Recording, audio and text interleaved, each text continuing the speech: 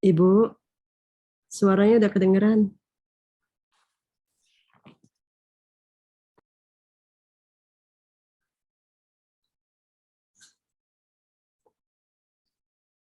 Mungkin ibu saya belum ini.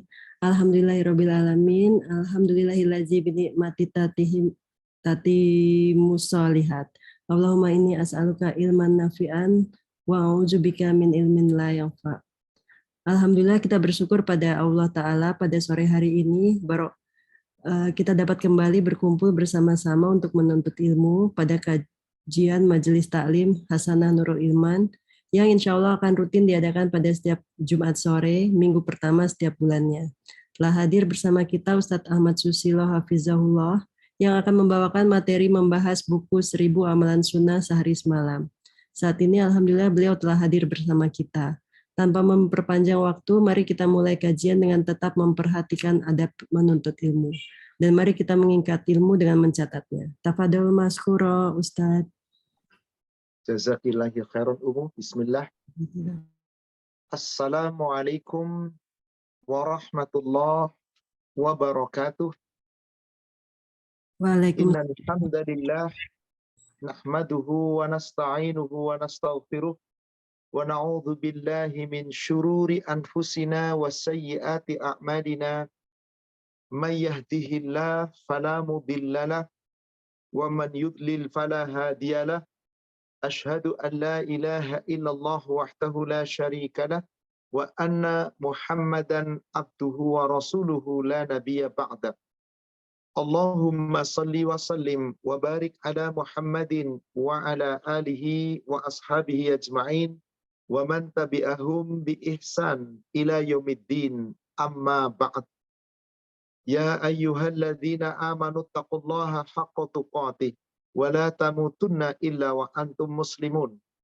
Ya ayyuhalladzina amanu taqullaha wa qulu qawlan sadida yuslih lakum a'malakum wa yaghfir lakum dhunubakum wa may yuti'illaha wa rasulahu faqad faza fawzan 'azima. Ma'asyiral muslimat rahimani wa rahimakumullah. Ibu jamaah Majelis Taklim Hasanah Nurul Iman yang semoga dirahmati Allah, dan juga para jamaah yang ikut bergabung, Bapak Ibu yang semoga dirahmati Allah, yang bergabung pada kajian kita di sore hari ini. Alhamdulillah, marilah senantiasa kita panjatkan segala syukur dan puji kita kehadirat Allah Rabbul Alamin atas segala karunia-Nya, limpahan nikmat dan barokahnya.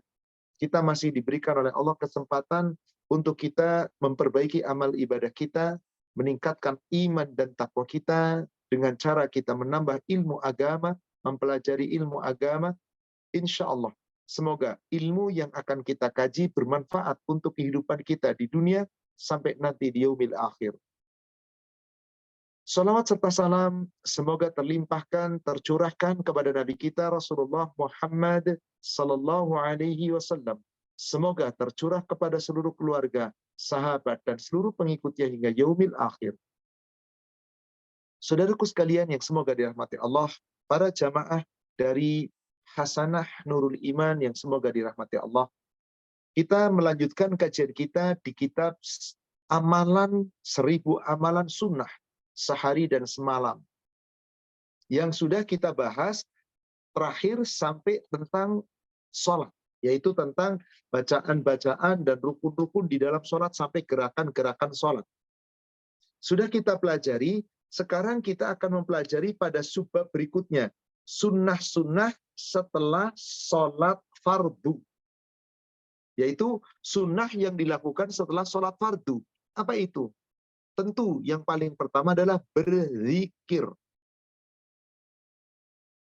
Allah Subhanahu wa Ta'ala perintahkan kita agar kita berzikir. Zikir salah satu ibadah yang mulia yang Allah perintah. Meskipun kita bahkan bertebaran di muka bumi mencari nafkah, tapi zikir jangan dilupakan. Sebab mohon maaf, ketika orang telah menunaikan sholat, banyak yang tanpa zikir langsung keluar. Tanpa doa langsung keluar. Kadang-kadang hanya sekedar doa asal-asalan. Sudah setelah itu keluar tanpa zikir. Maka ini bukan adab seorang muslim. Siapa yang mau mengikuti contoh Nabi Shallallahu Alaihi Wasallam, ikutilah contoh Nabi dengan cara yang benar. Maka ada adabnya bagi seorang hamba setelah selesai sholat fardu. Ada zikir yang dicontohkan oleh Rasul. Bacaan-bacaannya telah ditetapkan. Bilangannya telah ditetapkan. Maka ikutilah Nabi Sallallahu Alaihi Wasallam. Salawat serta salam semoga terlimpahkan, tercurahkan kepada Nabi kita Rasulullah Muhammad Sallallahu Alaihi Wasallam. Semoga tercurah kepada seluruh keluarga, sahabat, dan seluruh pengikutnya hingga yaumil akhir. Saya akan buka sebagai muqaddimah. Surat 62, surat Al-Jumu'ah, ayat yang ke-10. Allah Subhanahu wa taala berfirman, "A'udzu billahi minasyaitonir rajim. Fa iza qudiyatis salatu fantashiru fil ard wabtaghu min fadlillah wa kurullaha katsira la'allakum tuflihun." Dan apabila sholat telah ditunaikan, segeralah kamu bertebaran di muka bumi, cari karunia Allah. Dan ingat, berzikirlah kamu kepada Allah dengan mengingat Allah, menyebut nama Allah, katsira, sebanyak-banyaknya. La'allakum tuflihun, agar kamu beruntung. Jadi saudaraku seiman yang semoga dirahmati Allah, setelah kita melaksanakan sholat, kita diperintahkan berzikir sebanyak-banyaknya, tapi sesuai dengan aturan. Lalu cari nafkah, silakan. Cari karunia, bertebaran di muka bumi. Tapi ingat, tetap zikir kepada Allah.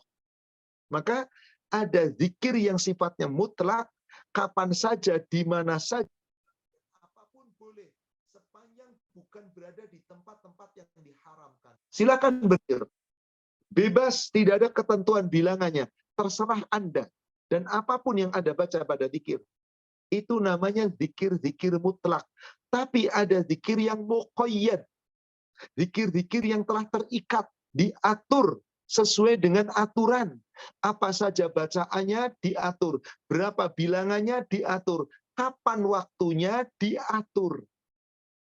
Termasuk diantaranya zikir setelah sholat fardu. Ini muqayyad, diatur.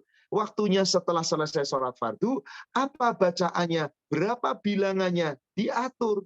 Jangan kita yang membuat aturan. Surat 33, surat Al-Ahzab, ayat 41 dan ayat 42, Allah Subhanahu wa taala berfirman, "Ya ayyuhalladzina amanu ulkuru." Diperintah ulkuru, berzikirlah. Kepada siapa? Ulkurullah, berzikir kepada Allah. Ingat Allah, sebut nama Allah. Zikran katsira, dengan menyebut nama Allah dengan zikir yang banyak, sebanyak-banyaknya. Ini secara mutlak sebanyak-banyaknya, nggak ada hitungan, terserah Anda. Bebas. Wasabbihu bukrata wa asila, dan bertasbihlah pada waktu pagi dan petang. Zikir pagi dan petang ini muqayyad. Zikir sesudah salat ini muqayyad. Allah perintahkan tadi Al-Jumu'ah ayat 10. Allah perintahkan di sini Al-Ahzab ayat ke-41 42. Ada yang mutlak, bebas kapan saja waktunya, bilangannya bebas, bacaannya bebas. Ada yang muqayyad, waktunya sudah ditentukan setelah setiap selesai sholat fardu, ketika waktu pagi dan petang, dan bacaannya, bilangannya sudah ditetapkan. Jangan kita yang membuat aturan. Hari ini kita akan bahas dulu zikir setelah sholat fardu. Zikir setelah sholat fardu. Mari kita lihat. Hadis Muslim nomor hadis 540. Sebelum saya uraikan di kitab ini, saya akan tunjukkan dulu dalil-dalil tentang zikir setelah sholat. Dan bagaimana cara berzikirnya. Nanti baru kita pelajari zikirnya apa, ada di kitab ini insyaallah. Dan tentu semuanya merujuk kepada hadis sahih. Nanti saya sebutkan di kitab Bulughul Maram, yang tidak terdapat dalam kitab Bulughul Maram baru saya tunjukkan dalam kitab Sahih Muslim. Silakan buka Sahih Muslim nomor hadis 540. Bismillahirrahmanirrahim. Dari Ibnu Abbas radhiyallahu an katanya, kami ingat setelah Rasulullah Shallallahu alaihi wasallam selesai sholat, lalu dibacanya takbir. Takbir yang dimaksud adalah zikir. Hadis ini saya rangkai dengan hadis berikutnya, 541.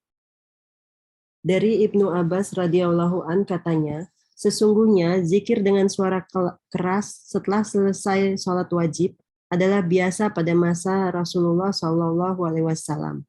Kata Ibnu Abbas, aku segera tahu bahwa mereka telah selesai sholat kalau suara mereka membaca zikir telah kedengaran. Baik, saya ingin uraikan hadis ini. Saudaraku seiman, khususnya di negara kita dan umumnya di negara-negara Islam, terjadi perdebatan, pertengkaran, perselisihan antar ulama tentang zikir sesudah sholat dengan suara keras. Ada yang mengatakan boleh pakai pengeras kenceng-kenceng suaranya. Kita lihat di negara kita, betapa banyak masjid dan musola yang ketika selesai sholat fardu, imamnya berzikir dengan sangat keras. Bahkan sampai terdengar keluar. Bolehkah? Jika kita hanya merujuk pada hadis ini, boleh. Jika kita hanya merujuk pada hadis ini, boleh. Di sini jelas. Abdullah bin Abbas mengatakan, semoga Allah meridhoinya. Kunna, kami, na'rifu. Ingat, mengenal. Inqidha'a salati Rasulillahi sallallahu alaihi wasallam bitakbir, bahwasanya Rasulullah Shallallahu Alaihi Wasallam apabila telah selesai sholat beliau takbir, zikir dengan suara takbir, Allahu Akbar, kencang terdengar. Satu. Berikutnya 541. Saya ingin pelajarkan, saya ingin menyampaikan dengan detail makna hadis ini. Perhatikan baik-baik. An Ibni Abbasin, dari Abdullah bin Abbas. Abdullah bin Abbas, akhbarahu, katanya, dia mengabarkan. Ini perkataan siapa? Perkataan Rasul apa perkataan Abdullah bin Abbas? Ibnu Abbas. Karena nggak ada kata-kata qala Rasulullah. Tapi dia akhbarahu, dia mengkhabarkan, dia mengatakan. Anna rafa'a sauti bizikri hina yang sarifan nasu minal maktubah. Sesungguhnya zikir dengan sarafa, suara yang keras, yang biasa dibaca oleh manusia, minal maktubah, setelah selesai sholat maktubah, yaitu sholat wajib, karena adalah ala ahdin Nabi Sallallahu Alaihi Wasallam, pada zaman Nabi Sallallahu Alaihi Wasallam, ini sudah terbiasa, sudah menjadi kebiasaan. Wa annahu qala, kemudian Abdullah bin Abbas berkata, apa itu? Kuntu a'lamu, aku mengetahui dan aku segera tahu.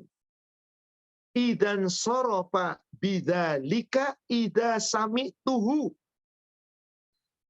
bahwasanya apabila telah selesai sholat, aku mendengar suara mereka zikir kedengaran dengan suara keras. Saya ingin bertanya di sini, Bapak Ibu, siapakah Abdullah bin Abbas? Siapakah Abdullah bin Abbas? Sahabat. Monggo, ada yang menjawab? Siapa Abdullah bin Abbas? Sahabat Rasul. Sahabat, betul. Siapakah dia sesungguhnya sahabat ini? Putra daripada Abbas bin Abdul Muthalib. Ada yang menjawab, sepupu Nabi, betul. Abbas bin Abdul Muthalib itu adalah anaknya Abdul Muthalib yang paling kecil. adik dari bapaknya Rasulullah, Abdullah bin Abdul Muthalib, bapaknya Rasulullah Sallallahu Alaihi Wasallam. Nah, Abbas ini punya anak yang kecil, paling kecil namanya Abdullah bin Abbas. Sering disebut dengan Ibnu Abbas. Pertanyaan saya, kira-kira Abdullah bin Abbas ini saat itu sudah dewasa atau masih kecil? Atau maaf, masih kanak-kanak, remaja, belum sampai dewasa? Kanak-kanak ya Ustaz. Masih anak-anak. Bahkan belum sampai kepada remaja. Kapan Abdullah bin Abbas remaja? Di akhir-akhir kenabian Rasul. Usianya sudah mencapai di atas 10 tahun, tapi belum sampai 15 tahun. Usia balik bagi seorang pemuda adalah 15 tahun. 15 tahun. Di mana buktinya bahwa Abdullah bin Abbas belum balik? Rasul kalau memberi nasihat kepada Abdullah bin Abbas, memanggilnya bukan rijal, bukan laki-laki dewasa, tapi hulam, anak kecil, anak yang belum sampai dewasa, usia remaja, atau anak-anak yang belum sampai usia 10 tahun. Saya mau buatkan contoh, saya mau perlihatkan contoh. Coba perhatikan. Hadis Bulughul Maram nomor hadis 1518. Bagaimana Rasul menyebut Abdullah bin Abbas?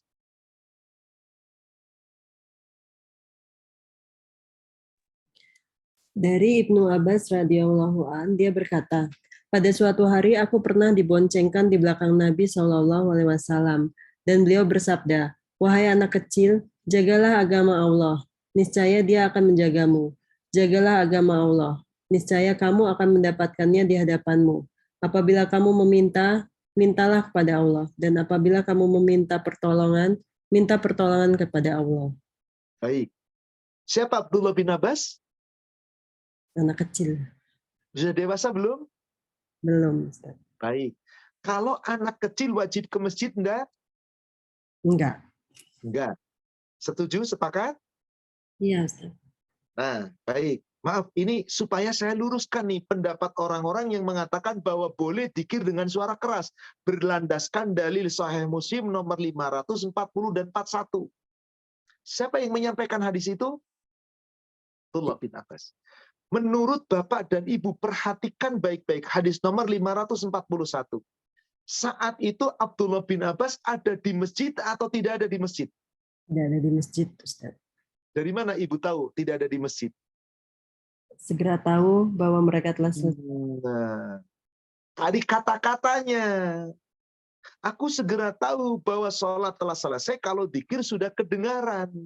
Di mana kalau begitu Abdullah bin Abbas? Di luar masjid, nggak sholat di dalam masjid. Masih kanak-kanak. Hulam tadi kata Rasulullah. Ya hulam, hai anak kecil. Ihfadillah, jagalah Allah. Yahfadkah, nanti kamu dijaga Allah.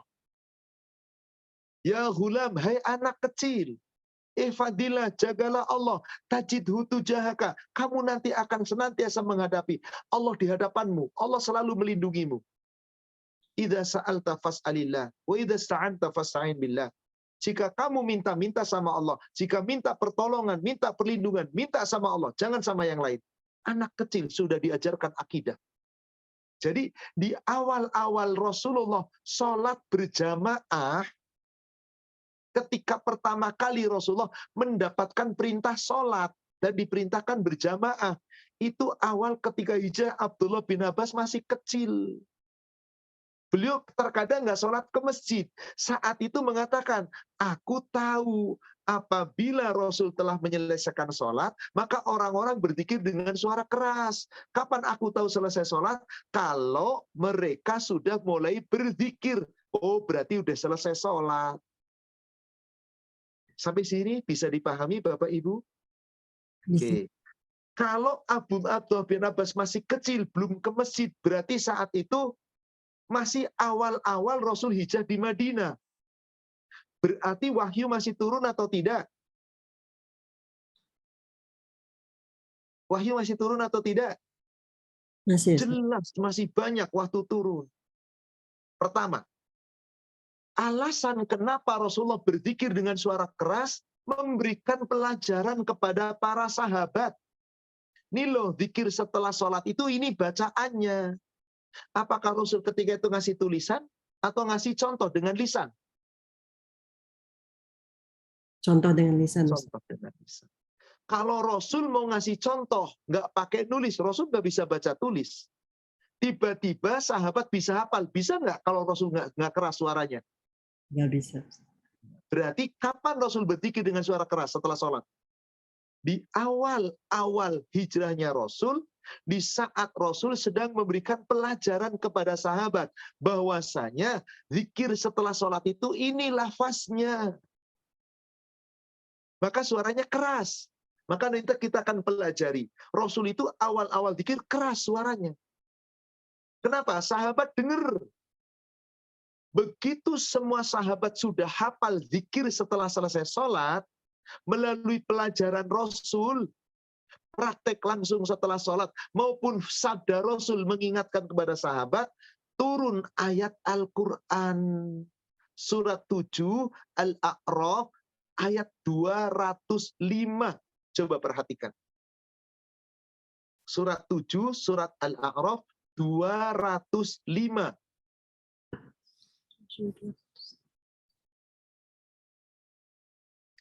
Wal qurrabbaka fi nafsika tadarruan wa khifatan. Dan berzikirlah kamu kepada Rabbmu di dalam jiwamu, di dalam dirimu. Maaf, bukan di dalam hati. Kalau dalam hati nggak kedengeran. Betulkah dalam hati? Coba lihat bahasa Arabnya. Wadhkur, dan berzikirlah Rabbaka kepada Rabbmu fi, di dalam nafsika. Coba, apa terjemahannya nafs? Dirimu atau hatimu? Hatimu. Kalau dalam hatimu berarti fi qalbika. Betul apa enggak? Apa bahasa Arabnya hati? Sebetulnya qalb itu jantung. Tapi orang terlanjur memahami hati. Nggak masalah. Kalau dikatakan terjemahnya dalam hatimu, berarti bagaimana ayatnya? Fi qalbika, dalam hatimu. Kalau zikir dalam hati, kira-kira kedengaran atau tidak? Enggak. Nah, teruskan, lanjutan. Tadarru. Apa itu makna tadarru? Dengan merendahkan hati, merendahkan diri. Wahifah, dengan penuh rasa takut. Dunal jahri, dengan tidak mengeraskan suara. Berarti zikir itu pakai lisan atau dalam hati? Pakai lisan atau dalam hati, Ibu, Bapak? Jadi maaf, terjemahan bahasa Indonesia dalam hati itu keliru. Nggak ada ayat yang ngomong dalam hati. Fi nafsik, dalam jiwamu, dalam dirimu. Tadarruan, dengan kamu rendahkan dirimu. Wakhifatan, dengan penuh rasa takut. Wadunal jahri, dan dengan tidak mengeraskan suara. Minal qaul, dari perkataan. Qaul, zikir itu kata-kata, ngomong. Lisannya bergerak, bibirnya bergerak. Bil huduwi wal asal, baik di waktu pagi maupun di waktu petang. Zikir setelah sholat, zikir pagi, zikir petang. Sejak turun ayat ini, boleh nggak kencang? Enggak. Tidak boleh. Wala takum minal ghafilin. Jangan kamu termasuk orang-orang yang lengah. Jangan termasuk orang-orang yang lengah. Saudaraku seiman yang semoga dirahmati Allah. Setelah turun ayat ini, kira-kira Rasul berani nggak menentang ayat ini, Ibu? Bapak? Enggak. Rasul orang yang paling takut terhadap Allah. Ketika ayat ini turun, tidak pernah Rasul berzikir dengan mengeraskan suara.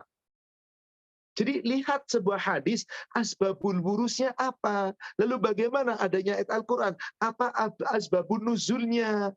Turun ayat ini karena apa? Karena saat itu para sahabat tetap zikir dengan suara keras. Padahal sudah paham, sudah hafal. Allah turunkan ayat ini. Sejak turun ayat ini Rasul perintahkan. Nggak boleh berzikir dengan suara keras. Dan zikir itu bukan dalam hati. Zikir itu harus bergerak bibirnya. Berarti terucap. Tapi jangan keras-keras. Monggo ibu buka Bulughul Maram. Nomor hadis 1584.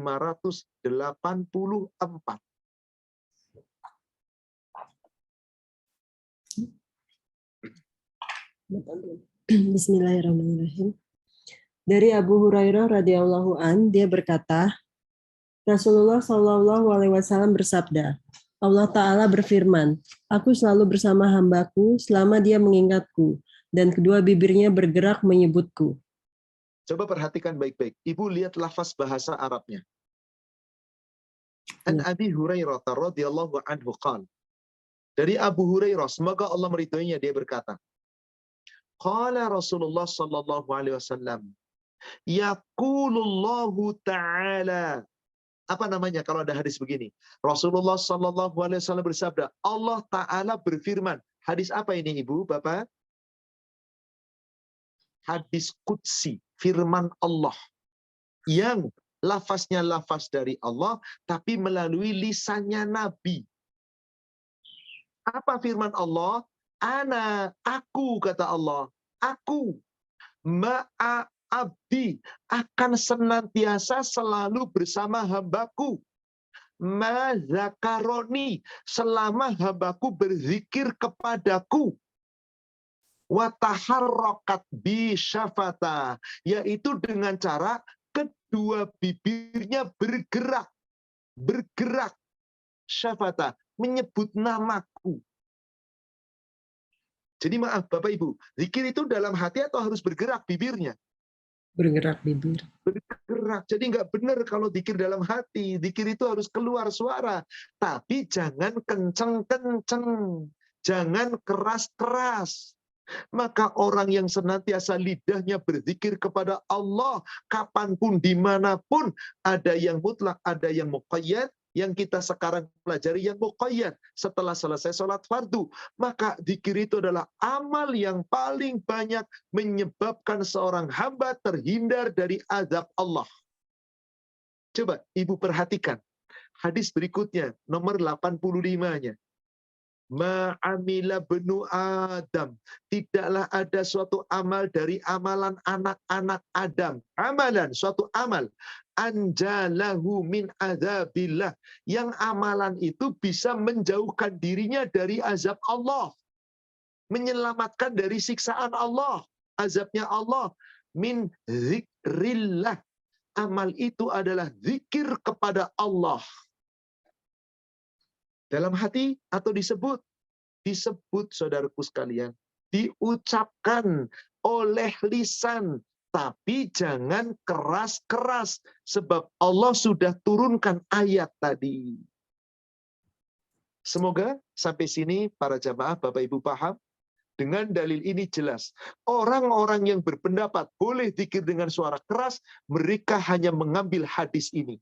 Nomor 540 Muslim, 541 Muslim. Tapi dia tidak menghiraukan ayat Al-Quran. Dia tidak menghiraukan hadis yang lain. Sedangkan Rasul, kalau zikir suaranya selalu lembut. Tidak dengan keras, tidak dengan dalam hati. Tapi terucap oleh bibir yang bergerak, hanya telinganya yang mendengar. Nggak perlu didengar oleh orang lain. Semoga mahfum. Tapi mari, jika ada orang-orang saudara kita sesama muslim, dikira kencang-kencang, ya sudah, itu pilihan mereka. Jangan kita kemudian usil, jangan kita kemudian usil dan kata-kata kotor. Jangan, biar itu pilihan mereka. Kita sekarang sudah tahu dalilnya, ikuti dalil. Insya Allah selamat. Sekarang mari kita uraikan tentang zikir setelah sholat. Apa saja zikir itu yang dicontohkan oleh Rasul? Awalnya Rasul suaranya keras karena sedang memberikan pelajaran. Setelah sahabat hafal, sudah dihafal sahabat, sahabat suaranya kenceng, turun ayat tadi. Maka sejak saat itu sahabat suaranya pelan. Dan Rasul tidak lagi mengeraskan suara dalam zikir, kecuali ketika beliau sedang memberikan pelajaran. Mana mungkin ada seorang guru ngasih pelajaran, suaranya pelan. Siapa yang dengar? Maka harus kenceng. Seperti, maaf, saya sedang memberikan pelajaran kepada Bapak dan Ibu jamaah sekalian. Saya akan baca zikir setelah sholat ini dengan suara keras. Kedengeran oleh jamaah semuanya. Saya lantang suaranya untuk didengarkan. Kalau saya ngomong, mari Bapak doa setelah sholat, Allahumma antas salam. Nggak kedengaran. Karena saya sedang memberikan pelajaran.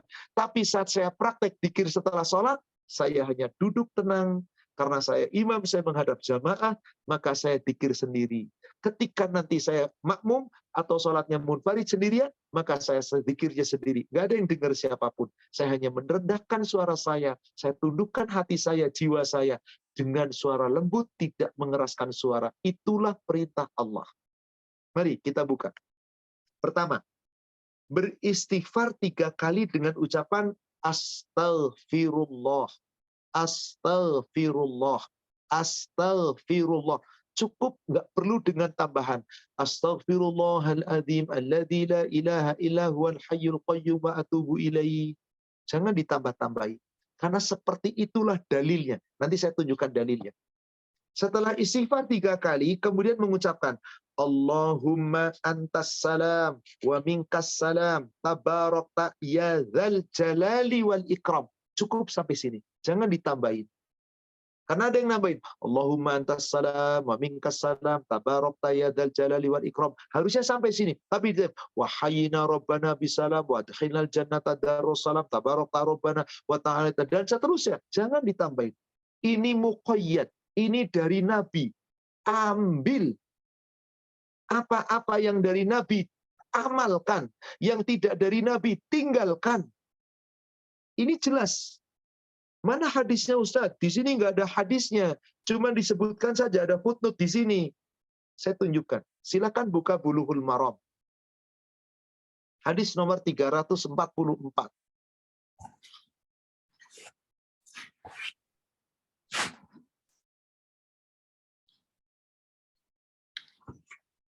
Dari Sauban radhiyallahu an dia berkata, apabila setelah selesai sholat, Rasulullah Shallallahu Alaihi Wasallam beristighfar 3 kali, lalu mengucapkan, Ya Allah, Engkau as-salam, Zat yang selamat dari segala kekurangan dan kebinasaan. Darimulah keselamatan, Maha Suci Engkau, wahai Zat yang memiliki keagungan dan kemuliaan. Hadis nomor berapa itu, Ibu? 344. Baik. Kalimatnya, kenapa zikir ini yang pertama didahulukan? Kenapa? Saya akan bandingkan Ibu.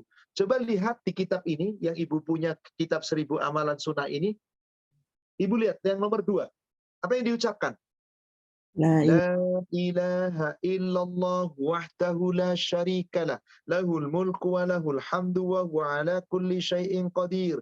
Allahumma la mani'a lima a'taita wa la mu'tiya lima mana'ta wa la yanfa'u dzal jad minkal jad. Betul Ibu? Di sini itu bacaannya? Yes. Sekarang Ibu lihat. Kapan Rasulullah mengucapkan itu? Coba Ibu lihat Bulughul Maram. Ini yang poin nomor 2. Ini dalilnya coba lihat di kitab Bulughul Maram nomor hadis 342. Dari Mughirah bin Syu'bah radhiyallahu an, bahwasannya Nabi Shallallahu Alaihi Wasallam di setiap selesai sholat fardu beliau mengucapkan La ilaha illallah wahdahu la syarikalah. Dan seterusnya. Baik, cukup sampai sini dulu Ibu. Saya ingin bertanya. Inilah hadis nomor berapa Ibu? 342. 342. Yang saya sebutkan tadi nomor berapa? 344. 344. Mana yang diucapkan lebih dulu? Yang 342 atau 344? Kalau urutan hadisnya 342, tentu nomor 1 duluan. Tentu duluan. Sementara 344, tentu nomor berikutnya. Tetapi secara praktek, mana yang duluan? Ingat, di dalam kitab Bulughul Maram, apakah nomor hadis itu menjadi tanda harus sesuai urutan? Tidak. Kita sudah membahas ketika gerakan sholat. Loncat sana, loncat sini nomornya. Nomor dalam hadis itu tidak mencerminkan yang dilakukan lebih dulu selesai sholat.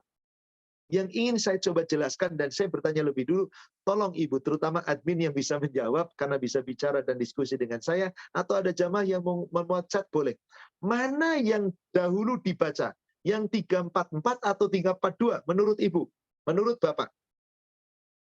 344. Kenapa Ibu katakan 344 lebih dulu? Coba jelaskan. Ada pula yang menjawab itu. Ibu Retno di sana, Ibu Susi. Ada yang menjawab 344 lebih dulu. Coba, apa alasannya? Kenapa 344 lebih dulu? Jangan lihat di kitab ini. Kitab ini kan nggak pakai dalil. Kitab ini cuma menyebutkan lalu footnote.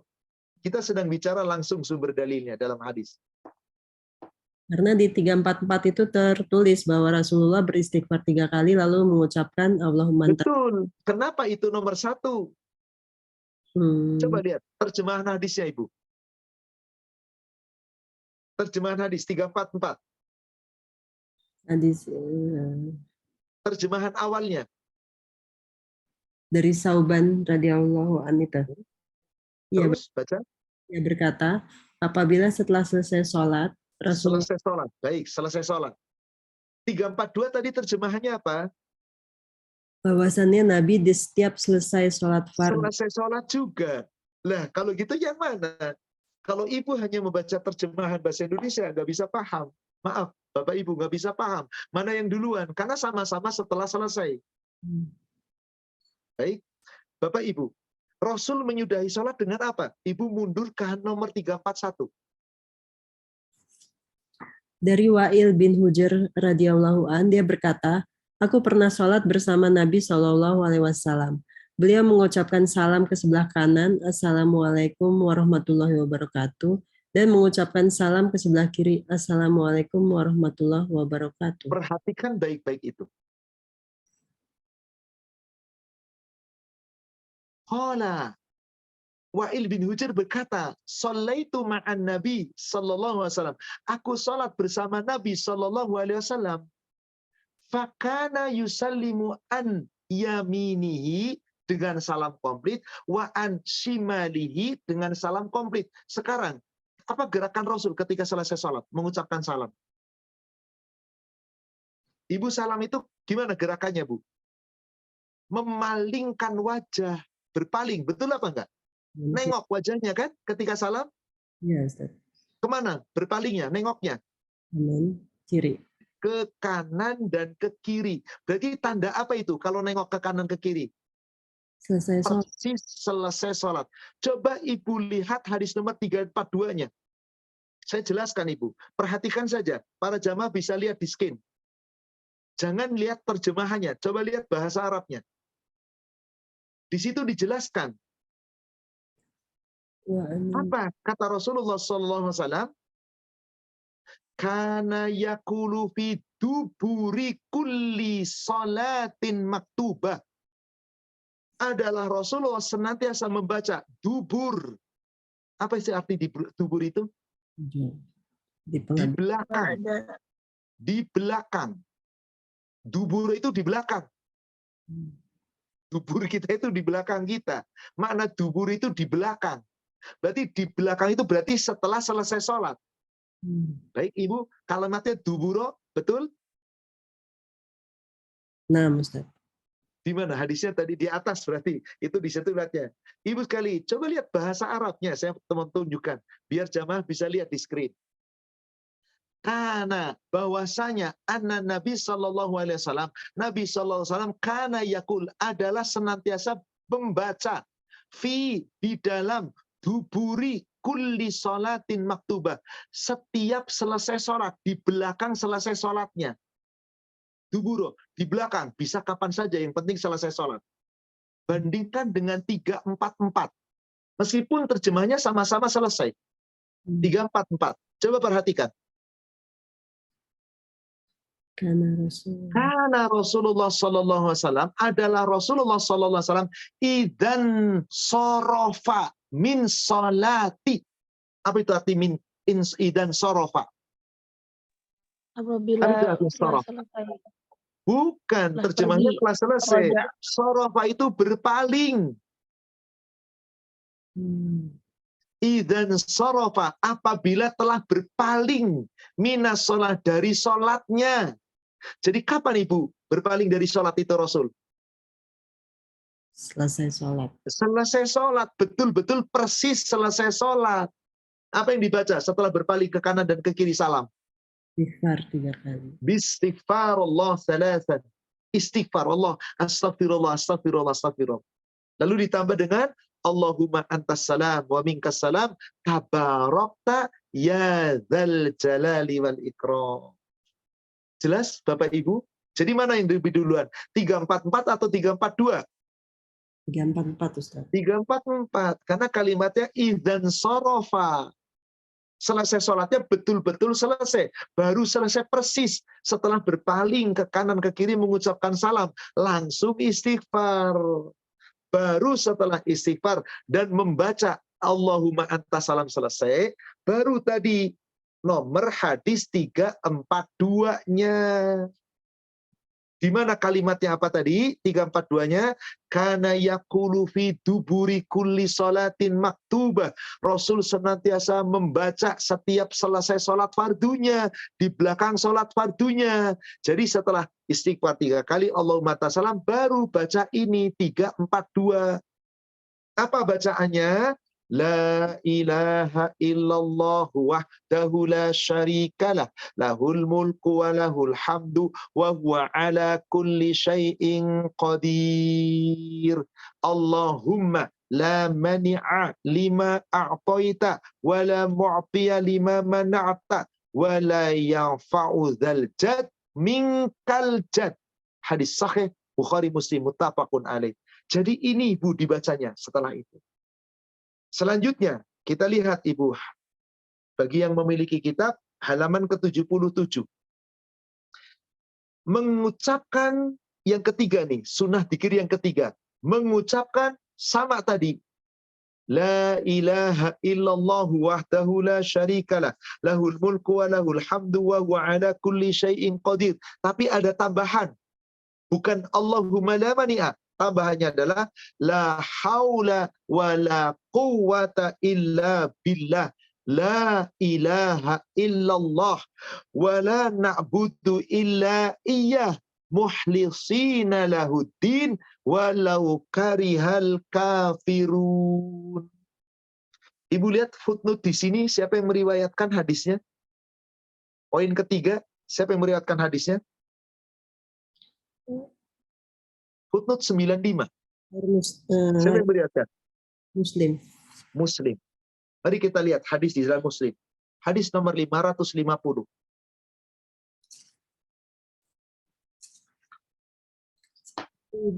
Karena di kitab Bulughul Maram hadis ini nggak dicantumkan. Maka menuju ke Sahih Muslim. Silakan lihat Sahih Muslim 550. Dari Abu Zubair radhiyallahu an katanya, Ibnu Zubair setiap selesai sholat sesudah membaca salam dia senantiasa membaca la ilaha illallah wahdahu la syarikalah lahul mulku wa lahul hamdu wa huwa ala kulli syai'in qadir. La haula wa la quwwata illa billah. La ilaha illallah wa la na'budu illa iyyah. Lahu nimatu wa lahu fadu wa lahu sana'ul hasan. La ilaha illallah muhlisina lahuddin wa lau karihal kafirun. Kata Ibnu Zubair. Rasulullah Shallallahu Alaihi Wasallam senantiasa tahlil dengan membaca kalimat-kalimat itu setiap selesai sholat. Setiap selesai sholat. Selesainya itu kira-kira dengan kalimat sorofa atau duburo. Duburo. Lihat Ibu dalam hadisnya paling bawah. Wa qala Abu Zubair berkata, karena Rasulullah Shallallahu Alaihi Wasallam, bahwasanya Rasulullah Shallallahu Alaihi Wasallam yuhallil bihina, bertahlil dengan ucapan tadi. Duburo kulli sholat, setiap selesai sholat, di belakang sholat. Nah maka yang nomor 2, nomor 3 boleh nggak dibolak-balik? Nggak masalah, sama-sama duburo kok. Di belakang kok. Tapi kalau yang istighfar lebih dulu, itu yang harus duluan. Karena idan sorofa. Paham sampai sini Bapak Ibu? Semoga paham insya Allah. Jadi silakan Ibu baca ini. Sama dengan yang pertama tadi. La ilaha illallah wahdahu la syarikalah. Lahul mulku wa lahul hamdu wa huwa ala kulli syai'in qadir. Kalau tadi tambahannya Allahumma la mani alima ataita, di sini tambahannya la haula wa la quwata illa billah. La ilaha illallah wa la na'budu illa iyyah. Muhlisina lahuddin walau karihal kafirun. Kita baca itu. Lahul ni'matu wa lahul fadlu wa lahul thana al-hasanu. La ilaha illallah mukhlisina lahuddin walau karihal kafirun. Baca ini Ibu. Karena ini yang senantiasa dibaca oleh Rasul. Silakan. Boleh nggak Ustaz? Yang nomor 2 tadi jadi nomor 3. Nomor 3 jadi nomor 2. Boleh. Wong sama-sama duburo kok. Nggak ada masalah. Jangan kalau ada yang baca ini dulu baru tadi yang nomor 342 boleh, 342 dulu baru ini Sahih Muslim 550 boleh, nggak ada masalah. Kita lanjutkan. Poin keempat, halaman 78. Mengucapkan subhanallah, alhamdulillah, Allahu akbar. Masing-masing diucapkan 3 kali, 33 kali. Ibu, kira-kira bacanya digandeng subhanallah, walhamdulillah, wallahu akbar atau dipisah-pisah? Bebas, Ustaz. Hah? Bebas. Kalau ibu cuma baca ini subhanallah, alhamdulillah, Allahu akbar. Bebas. Boleh digandeng, Bu. Subhanallah, alhamdulillah, Allahu akbar. Subhanallah, alhamdulillah, Allahu akbar. 33 semuanya. Kalau kita cuma baca hadis ini seperti itu kelihatannya. Mari kita lihat hadis ini di kitab Bulughul Maram. Hadis ini hadis yang diriwayatkan oleh Imam Muslim. Lihat di kitab Bulughul Maram. Ada dalam Bulughul Maram. Saya tunjukkan di Bulughul Maram. 345. Dari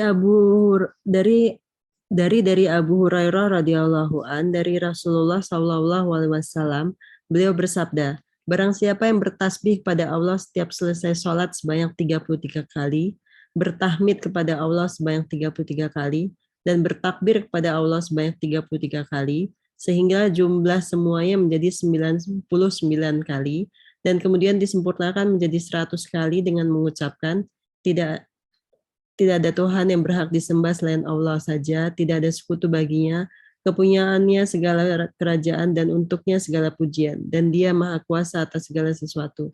Maka dosa-dosanya akan diampuni meski sebanyak buih di lautan. Coba lihat Ibu, berdasarkan hadis ini. Dipisah-pisah atau digabung? Dipisah, Ustaz. Dari mana Ibu tahu dipisah? Tahmid 33 kali dulu. Nah, itu lafaznya jelas sekali, Ibu. Lafaznya jelas sekali. Ya, kitab ini kan kitab kecil, Ibu. Panduan namanya juga. Tentu tidak mungkin si penulis dengan kitab yang kecil ini disebutkan secara lengkap seluruh hadisnya.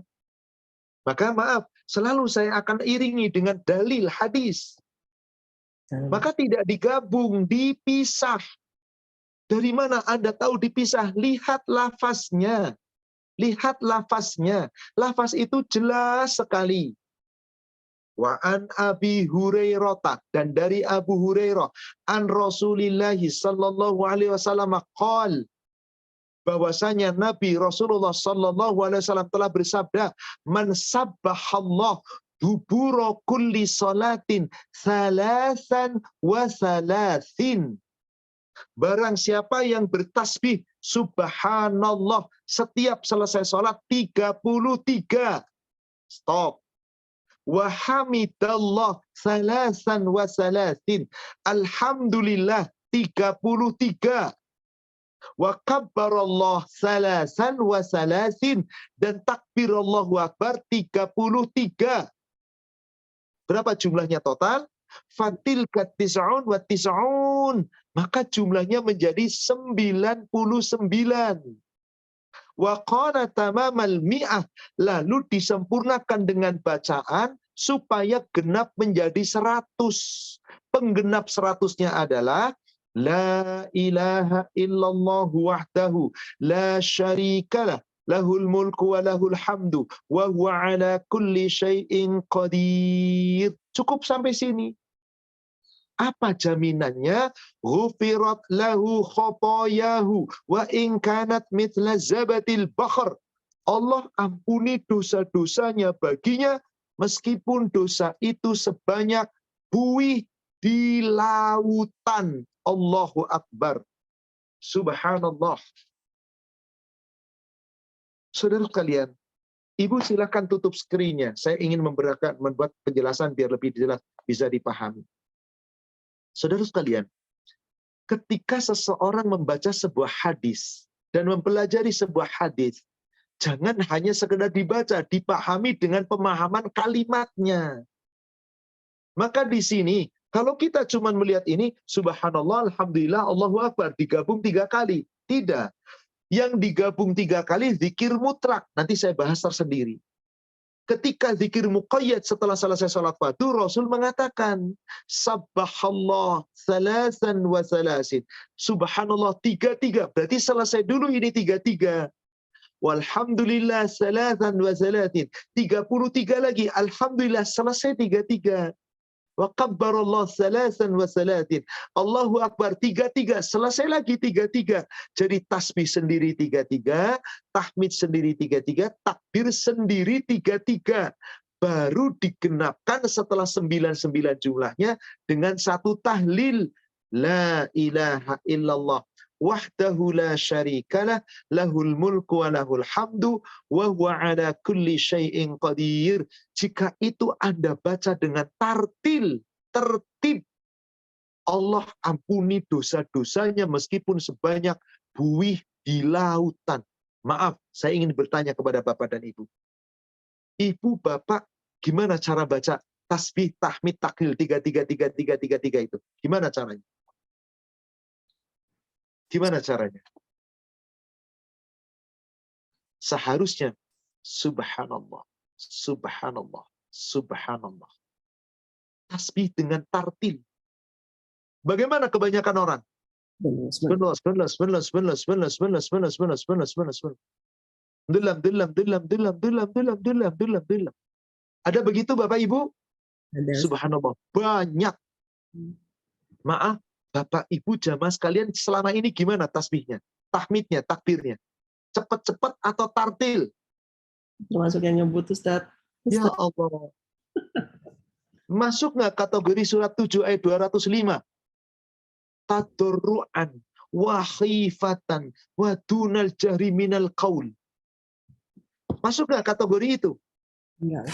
Berzikirlah dalam jiwamu, mulut mengucapkan ini, memahami, telinga mendengar, hati meresapi.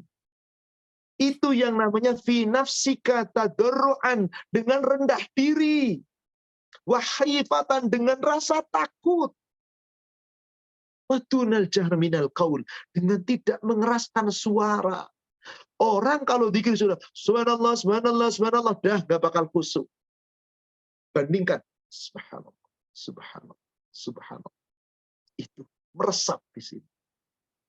Betapa banyak umat Islam zikir setelah sholat, ngejar target. Subhanallah, subhanallah, subhanallah, subhanallah, subhanallah. Betapa cepat gerakan tasbihnya tuh. Subhanallah, subhanallah, subhanallah, subhanallah, subhanallah, subhanallah. Delam. Ya Allah, Anda sedang mencela Allah. Subhanallah. Maaf. Terima kasih tadi Bapak Ibu yang jujur mengatakan selama ini cepat-cepat. Tolong jangan ulangi lagi. Gimana Allah ampuni dosamu sebanyak buih di lautan, sementara Anda berzikir sedang bikin dosa. Ibu maaf, apa artinya subhanallah? Bapak, apa artinya subhanallah? Maha suci Allah. Maha suci Allah. Coba kalau bacanya tartil. Subhanallah, subhanallah. Paling cepat, subhanallah, subhanallah, subhanallah. Maha suci Allah, maha suci Allah. Tolong cepetin. Subhanallah, subhanallah, subhanallah, subhanallah, subhanallah. Tolong terjemahkan. Masya Allah, masya Allah, masya Allah, masya Allah, masya Allah, masya Allah. Ada lagi ngapain? Lagi muji Allah, menyucikan Allah, atau sedang menghardik Allah Anda? Inna lillahi wa inna ilaihi raji'un. Na'udzubillah min dzalik. Kami berlindung dari perbuatan seperti itu. Betapa banyak manusia zikir tapi zalim karena nggak mengikuti aturan. Inilah kenapa Allah perintahkan zikir itu pelan-pelan. Nggak usah kenceng-kenceng. Biar ke sini nih, meresap. Alhamdulillah, segala puji bagi Allah. Alhamdulillah, alhamdulillah, alhamdulillah, alhamdulillah. Tartil. Jangan alhamdulillah, alhamdulillah, alhamdulillah, alhamdulillah, alhamdulillah, alhamdulillah, alhamdulillah, alhamdulillah. Segala puji bagi Allah, segala puji bagi Allah. Segala puji Allah, segala puji Allah, segala Allah. Berantakan. Allahu Akbar. Allah Maha Agung. Anda sedang mengagungkan Allah. Allahu Akbar, Allahu Akbar, Allahu Akbar, Allah. Kenapa jadi lakbar, lakbar, lakbar, lakbar, lakbar, lakbar. Geleng-geleng kepalanya. Bentak-bentaknya Allah. Apa artinya Allahu Akbar? Allah Maha Besar. Cepetin. Allah besar, rasa besar, rasa besar. Allah cerantakan. Tolong Bapak Ibu, tartil. Allah jamin. Allah ampuni dosa-dosa Anda. Meskipun sebanyak buih di lautan. Tidak mungkin itu kita lakukan. Allahu Akbar, saudara sekalian. Inilah dia adab. Ada adabnya. Jangan sekadar zikir. Tapi kebanyakan begitu, Ustaz. Anda ingin ikut kebanyakan atau ingin sunnah Rasul? Anda ingin ikut kiai, ustadz, dan yang lainnya yang kebanyakan kencang-kencang, cepat-cepat, atau ingin ikutin dalil? Silahkan, siapapun. Maaf, jangan hanya mentang-mentang dia seorang ulama, seorang ustadz, seorang kiai, atau apapun, lalu diikuti tanpa dalil. Jangan kamu lihat siapa yang mengatakan, tapi lihat apa yang dikatakan. Maqala. Ketika qala Allah, qala Rasul, dalilnya ada. Apakah Anda tidak yakin? Ini saudara sekalian. Tolong sekali lagi, maaf. Karena betapa penting zikir itu ikatan kita dengan Allah. Allah menyertai kita selama bibir kita bergerak menyebut nama Allah. Loh, kok Anda cara menyebutnya begitu? Gimana Allah akan mengampuni dosa Anda selama Anda berzikirnya saja mengingkari Allah? Gak sesuai dengan aturan Allah. Kan jadinya nggak benar, saudaraku sekalian yang semoga dirahmati Allah. Inilah, maka betapa penting, maaf, ilmu.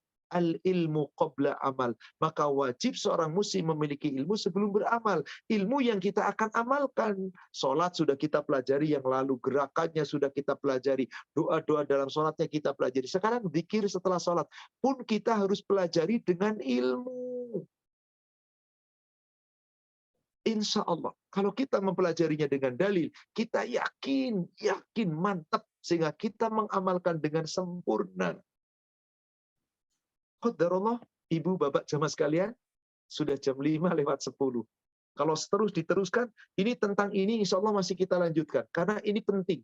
Karena ada yang mengatakan, tasbih, tahmid, 33, takbirnya 34. Ada yang mengatakan demikian. Nanti saya akan coba koreksi dan kita akan perbaiki bagaimana sesungguhnya dan apa faedahnya di samping Anda diampuni dosanya sebanyak buih di lautan. Kita akan lihat lagi nanti di hadis-hadis yang lain. Sampai sini dulu Ibu, saya baru mengucapkannya sampai dengan kalimat yaitu poin keempat. Poin keempat. Dan poin keempat insya Allah di pertemuan yang akan datang masih saya jabarkan. Faedahnya apa? Fungsinya apa? Bagaimana cara membacanya? Dan apalagi, kenapa sampai Rasulullah mengajarkan ini kepada para sahabat? Bagaimana orang-orang kemudian pernah bertanya kepada Rasul? Bagaimana yang tasbihnya 33, tahmidnya 33, takbirnya 34? Insya Allah kita bahas nanti. Jadi mohon maaf Bapak Ibu, saya sengaja membahasnya dengan tartil, dengan dalil, agar kita meyakini, sehingga kita bisa mengamalkan dengan penuh keyakinan. Kenapa? Karena di surat 17 ayat yang ke-36, Allah Subhanahu wa taala berfirman, "Wala taqfu ma laisa laka bihi ilm. Innas sam'a wal basara wal fuada kullu ulaika kana anhu mas'ula." Jangan kamu sekedar ikut-ikutan. Jangan sekedar ikut-ikutan. Kenapa? Karena kalau kamu ikut-ikutan tanpa ilmu, nanti kata Allah, penglihatan kamu, pendengaran kamu, penglihatan kamu, hati nurani kamu, akal pikiran kamu, ulaika semuanya itu akan dimintai pertanggungjawaban. Daripada nanti berat tanggung jawabnya, mending kita harus cari ilmu dulu, lalu baru kita mengamalkan. Jangan beramal tanpa ilmu, biasakan kita di atas kebenaran, jangan membenarkan sebuah kebiasaan. Sebuah kebiasaan kalau tidak ada dalilnya wajib kita tinggalkan. Tapi kebenaran meskipun tidak menjadi kebiasaan, tapi dengan dalil wajib kita ikuti. Wallahu a'lam. Demikian saudaraku seiman yang semoga dirahmati Allah. Saya cukupkan kajian itu sampai poin keempat, dan insya Allah poin keempat masih kita lanjutkan bahasanya untuk secara mendetail. Semoga membawa manfaat dan hikmah. Saya kembalikan kepada admin. Silakan kita lanjutkan sesi tanya jawab. Jazakumullah khair Ustaz Ahmad Susilo atas materinya hari ini. Kita akan teruskan dengan pertanyaan, tapi saya boleh tanya dulu Ustaz. Silakan. Kalau misalnya kita sedang buru-buru Ustadz, daripada kita melakukan yang tadi kezoliman itu, jadi gimana caranya misalnya bacanya? Boleh baca 10 kali. Subhanallah, subhanallah, subhanallah. Yang tadinya 3 cukup 10. Alhamdulillah, alhamdulillah, alhamdulillah. 10. Allahu Akbar, Allahu Akbar, Allahu Akbar. 10. Cukup. Lanjutkan dengan la ilaha illallah wahdahu la syarikalah lahul mulku wa lahul hamdu. Tapi maaf, jangan tiap hari alasannya buru-buru. Jangan. Kenapa? Masa untuk Allah Anda buru-buru? Untuk dunia Anda bisa tartil? Nanti ditanya oleh Allah, kok begitu sih caranya Anda? Bayangkan, Ibu maaf. Jika seorang hamba tertib dalam sholat, awali datang dengan qobliyah dulu. Lalu sholat fardu. Kalau yang wanita tentu di rumah. Kemudian sholat ba'diyah. Sebelum ba'diyah, dzikir dulu ini. Setelah dzikir ba'diyah. Itu subhanallah, Ibu, Bapak, silakan Anda hitung. Maksimal setengah jam tuh satu sholat. Maksimal setengah jam. Yang ke masjid, datangnya, nunggunya, sampai selesai, sampai ba'diyah, setengah jam tuh. Kalau setengah jam kali 5 waktu, berarti berapa? 2,5 jam.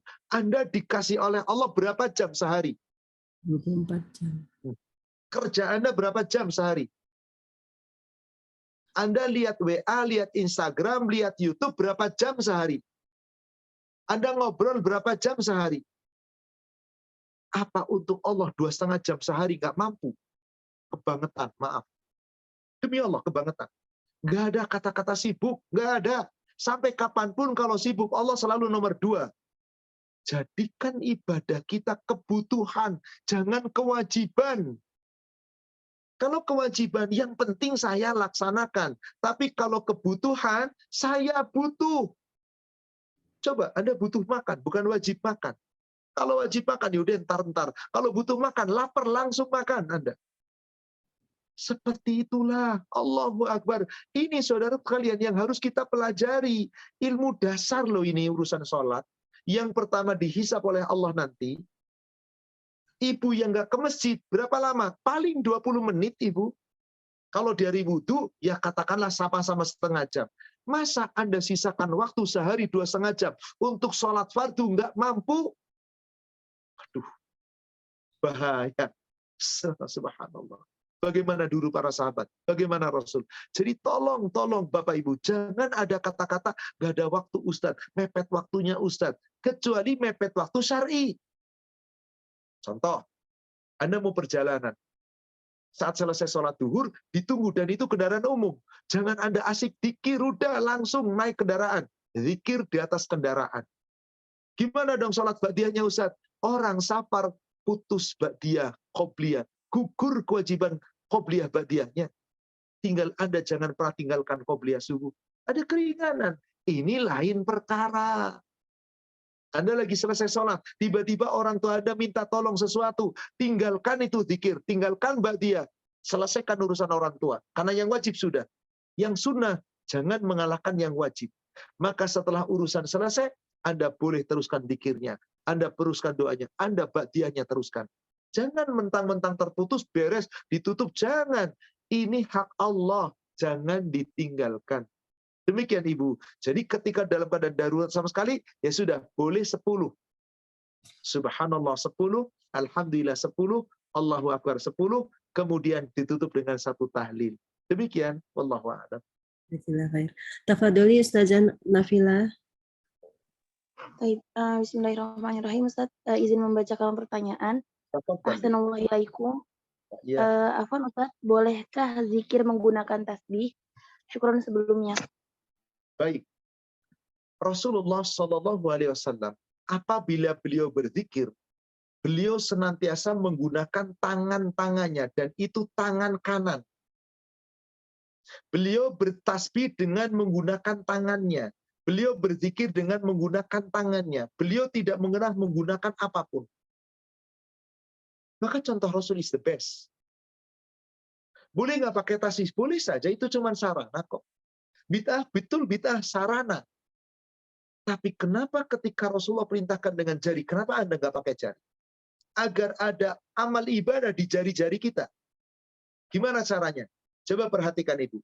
1, 2, 3, 4 di ujung, 5, 6, 7. Satu buku jari ada berapa? Nih, 1, 2, 3, lalu ujungnya nih 4. Jadi 1, 2, 3, 4, 5, 6, 7. 7 kali 4 berapa? 28. 28. Ini ada berapa? 1, 2, 3, 4, 5. 28 tambah 5 berapa? 33. Kenapa nggak gunakan ini? Kenapa mesti pakai tasbih? Kenapa mesti pakai stopwatch? Cekrek, cekrek, cekrek. Mengganggu orang yang lain. Kan ada yang begitu kan? Cekrek, cekrek, cekrek, cekrek. Ngapain? Ini. Maaf, tangan kanan. Bukan tangan kiri. Tangan kanan. Inilah Nabi sudah mencontohkan kepada kita. Kenapa nggak kita ikuti? Karena Nabi senantiasa berzikir dengan tangannya.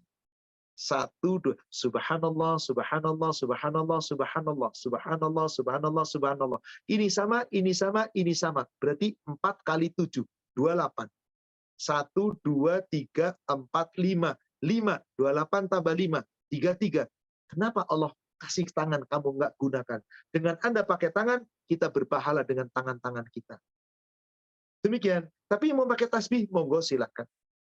Semua perbuatan kita akan dimintai tanggung jawab oleh Allah. Mengikuti Rasul pasti benar. Pertama, dengan tangan kita digunakan sebagaimana contoh Rasul. Nggak pakai tasbih, kita nggak akan ria. Karena orang megang tasbih, boleh jadi ada niat di sini. Biar orang tahu saya kan ahli zikir. Wallahu a'lam, saya nggak tahu. Saya nggak menilai setiap orang pakai tasbih ria. Enggak, demi Allah enggak. Tapi saya tidak pernah mau pakai tasbih karena cukup mengikuti Rasul. Kita sudah diberi tangan. Demikian. Wallahu a'lam. Syukron Ustaz. Pertanyaan berikutnya, bagaimana cara membaca tasbih saat sholat tasbih, Ustaz? Hadis tentang sholat tasbih.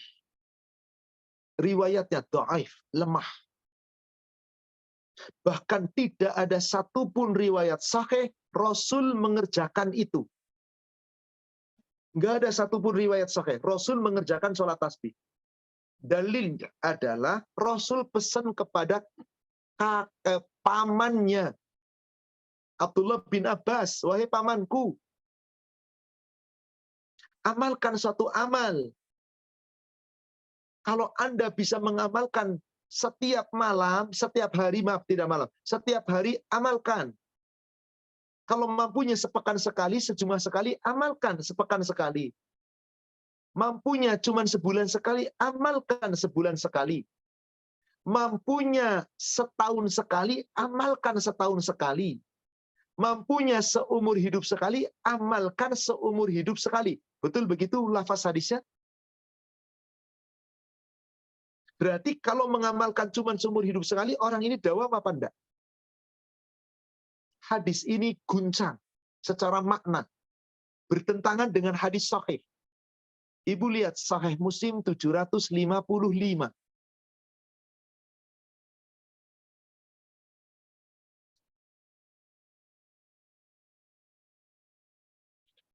Dari Aisyah radhiyallahu an katanya Rasulullah Shallallahu alaihi wasallam pernah ditanya orang, amal yang bagaimanakah yang paling disukai Allah? Jawab beliau, amal yang dikerjakan secara tetap walaupun sedikit. Kira-kira kalau seumur hidup sekali tetap apa enggak? Tidak. Sebulan sekali tetap apa enggak? Enggak, Ustaz. Mending kita menjalankan ibadah yang fardu. Maaf, yang sunnah muakkad maksud saya.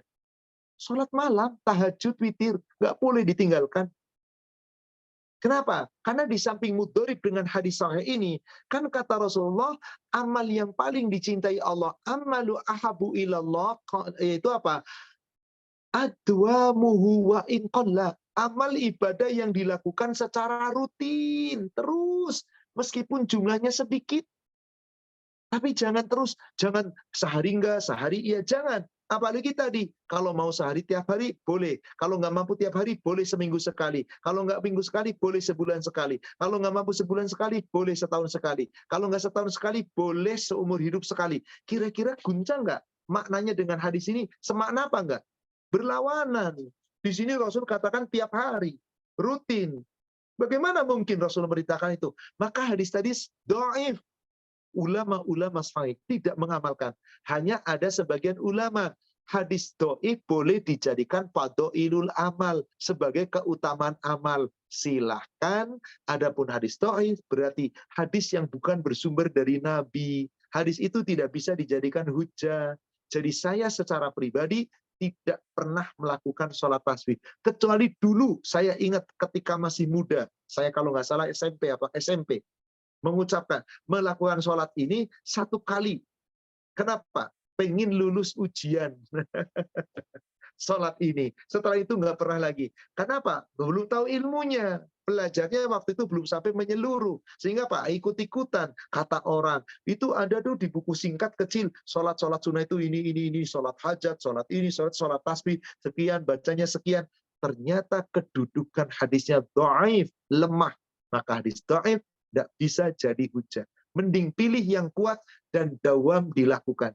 Demikian, wallahu a'lam. Nah, barakallahu fikum Ustaz. Pertanyaan berikutnya. Assalamualaikum Ustaz, izin bertanya. Banyak sekali buku zikir pagi dan petang yang beredar saat ini membaca tasbih dan tahmid digabungkan.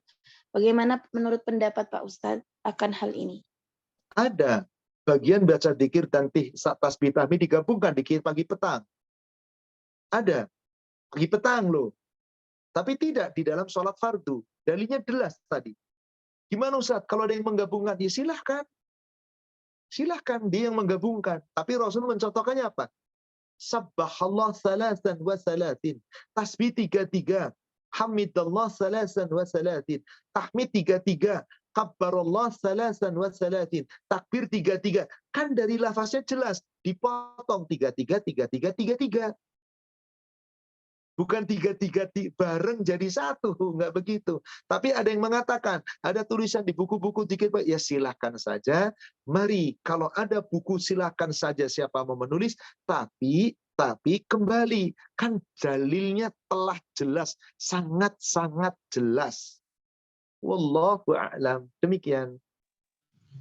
Barakallahu fikum Ustaz. Pertanyaan berikutnya. Bismillah, Afwan Ustaz mohon bertanya, kalau selesai sholat, terputus ke kamar mandi terlebih dahulu, setelah itu baru melanjutkan zikir, apakah boleh Pak Ustadz? Mohon pencerahannya. Satu, kalau sholat itu seperti asar, Anda pengen buang air kecil, buang air besar, buang air kecil, buang air besar, silakan selesaikan. Setelah itu masuk lagi. Anda nggak berwudu, boleh, tapi hanya berzikir. Kenapa? Setelah sholat asar tidak ada ba'diyah. Maka tidak mengapa, zikir saja. Tapi kalau ba'da duhur, Anda wudu lagi. Wudu lagi setelah selesai hajat, kemudian masuk, ulangi, teruskan zikirnya. Sampai mana tadi? Selesai sholat langsung Ustaz ke kamar kecil. Ya sudah, awali dari zikir. Astagfirullah, astagfirullah, astagfirullah. Allahumma anta salam, dan seterusnya. Selesai itu ba'diyah. Jangan tinggalkan ba'diyah. Nanti kita akan ada bahasan tersendiri nanti di kitab ini insya Allah. Allahuakbar. Silakan berikutnya. Oh, kalau tidak salah sudah kita pelajari ya, sholat-sholat sunnah.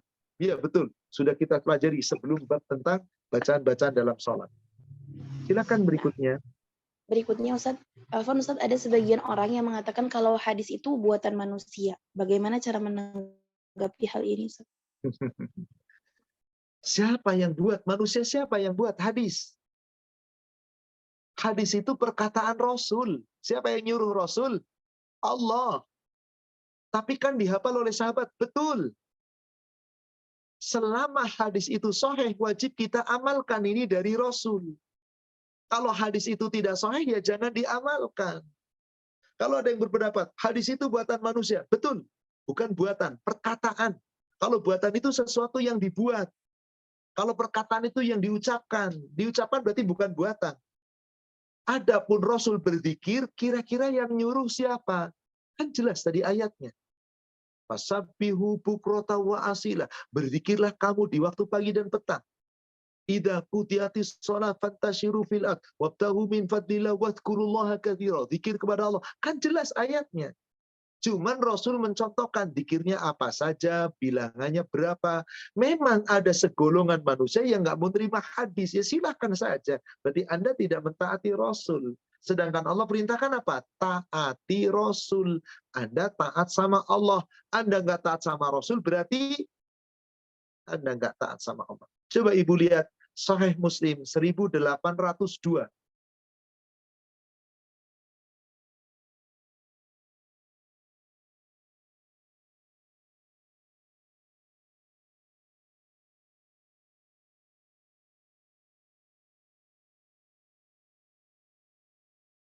Dari Abu Hurairah radhiyallahu an dari Rasulullah Shallallahu alaihi wasallam sabdanya, siapa yang taat kepadaku berarti dia taat kepada Allah. Siapa yang durhaka kepadaku berarti dia durhaka kepada Allah. Siapa yang taat kepada amirku, pejabat yang kuangkat berarti dia taat kepadaku. Siapa yang durhaka kepada pejabat yang kuangkat berarti dia durhaka kepadaku. Lebih baik mana? Kita zikir mengikuti contoh Rasul dengan zikir buatan panu manusia. Anda katakan, zikir itu apa? Sunnah itu kan buatan manusia. Katakanlah kata-kata itu. Lalu zikir-zikir yang dibuat oleh orang-orang, ustadz-ustadz, ulama-ulama, lebih pantas mana yang diikuti? Yang telah dicontohkan Rasul tadi, meskipun dikatakan perkataan manusia, atau memang manusia yang buat? Mana yang Anda ingin pilih? Silahkan. Ada orang berani mengatakan demikian. Yang nggak mentaati Rasul berarti apa di situ? Mayyuti illah faqad atta Allah. Siapa yang mentaati Rasul, sungguh dia telah mentaati Allah. Waman tawalla, waman asani, siapa yang berpaling dan durhaka kepadaku, tidak mentaati aku, faqad asallah, berarti durhaka sama Allah. Silakan yang mengatakan, zikir itu buat apa namanya? Hadis itu buatan manusia, terserah Anda. Tapi saya meyakini sepanjang hadis itu sahih, maka itu dari Nabi. Dan Nabi itu perintah Allah. Nggak mungkin Nabi membuat kecuali pasti atas izin Allah. Wallahu a'lam. Demikian. Syukron Ustadz. Berikutnya, Ustadz mohon izin bertanya, apakah ada dalil setelah salat qobliyah subuh membaca bacaan demikian, subhanallah wa bihamdi subhanallahil azim astagfirullah, apabila ada berapa kali? Barakallahu. Wallahu a'lam. Saya fakir dalam hal itu. Saya tidak pernah menemukan hadis seperti itu. Baik. Kemudian Ustadz, pertanyaan berikutnya, saya pernah mendapatkan ilmu zikir setelah yang tadi diajarkan Ustadz, apakah benar ada tambahannya lagi Al-Ikhlas, Al-Falaq, An-Nas, dan ayat kursi? Apakah itu benar? Tepat. Hanya kita belum sampai sana. Betul. Dalilnya sahih. Ada Al-Ikhlas, ada Al-Falaq, ada An-Nas, tapi didahului dengan ayat kursi. Sahih hadisnya. Nanti kita sampai sana. Belum sampai sana. Betul. Ingat tadi baru sampai poin 4 kita pelajari di sini. Ada sampai 9 poin nanti insya Allah. Kemudian Ustadz, pertanyaan berikutnya. Assalamualaikum Ustadz. Ini ada 2 pertanyaan yang mirip. Kalau membaca zikir pagi setelah sholat subuh di tempat tidur, boleh atau tidak Ustadz? Kemudian pertanyaan yang serupa, apakah boleh kalau saya zikir setelah sholat sambil menyetir karena saya diburu waktu? Tadi saya ingin bertanya, di tempat tidur itu dalam kondisi seperti apa? Tidur-tiduran apa tuh duduk? Wallahu a'lam, di sini tidak dijelaskan. Kalau zikir itu mutlak, bebas. Sambil tiduran, sambil berdiri, ada sambil nyetir, sambil apapun. Bebas. Muqayyad itu ada aturan, ingat tadi. Setelah selesai sholat fardu yang 5 waktu, setelah sholat waktu subuh, setelah sholat maghrib, setelah sholat asar, atau boleh setelah maghrib, zikir pagi petang, ada waktunya, ada aturannya. Boleh nggak saya di kasur? Saya duduk di bawah dingin, saya duduk di kasur, hadap kiblat. Halal. Boleh. Adab. Tapi sambil tidur-tiduran zikir. Maaf, Anda atasan saya. Lalu saya ingin menghadap Anda. Saya sambil leyeh-leyeh. Begini. Sambil menghadap Anda, saya sambil bicara. Diapain saya kira-kira? Anda tidak punya adab. Berbeda ketika di luar jam kerja. Ini atasan saya sedang duduk santai. Ngobrol biasa. Boleh nggak sambil santai begitu? Boleh. Itulah ketika kita zikir yang sifatnya mutlak. Yadhkurunallaha qiyaman wa qu'udan wa ala junubihim. Berzikir dalam keadaan berdiri, dalam keadaan duduk, dalam keadaan berbaring, halal. Tapi zikir-zikir yang sifatnya muqayyad jangan. Kecuali Anda tidak mampu karena sakit. Sambil berbaring sholatnya, ya sudah, bagaimana lagi? Anda lagi sakit. Zikir, lakukan itu. Tapi kalau Anda tidak dalam keadaan sakit, dan Anda mampu dalam keadaan duduk, duduklah dengan tertib. Jangan kemudian keluar dari majelis itu. Duduk di situ. Terus selesaikan zikirnya. Ini adab. Ingat, kembali ke surat 7 ayat ke-205. Wadhkur rabbaka fi nafsika tadarruan wa khifatan minal qawli dunal jahr minal qawl bil ghudwi wal asar. Ini kan jelas sekali di mana Anda akan rendah diri di hadapan Allah kalau Anda zikir sambil leyeh-leyeh tiduran. Jadi selama tidak ada alasan syar'i untuk yang muqayyad tadi, setiap selesai sholat fardu dan zikir pagi, zikir petang, jangan Anda sambil tiduran, tapi duduklah. Dan sunnahnya menghadap kiblat. Nggak menghadap kiblat bagaimana? Nggak apa-apa. Yang penting berzikirlah. Tapi dalam keadaan darurat silakan. Pertanyaan kedua, boleh nggak Ustadz saya zikirnya karena dikejar waktu, saya berangkat katakanlah seperti subuh. Kalau kemarin subuh jam 4:05 itu masih cukup longgar. Tapi kalau subuh nanti jam 4:45, saya zikir dulu, ini dulu, lalu baru berangkat naik mobil. Waduh, macet Ustadz, sampai kantor terlambat. Boleh, terpaksa.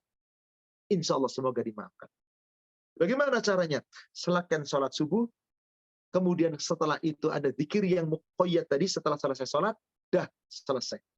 Anda silahkan berangkat, nyetir mobil, zikir paginya terus dijalankan. Selama Anda sambil nyetir, bismillah, semoga dimaafkan. Yang penting jangan pernah ditinggalkan.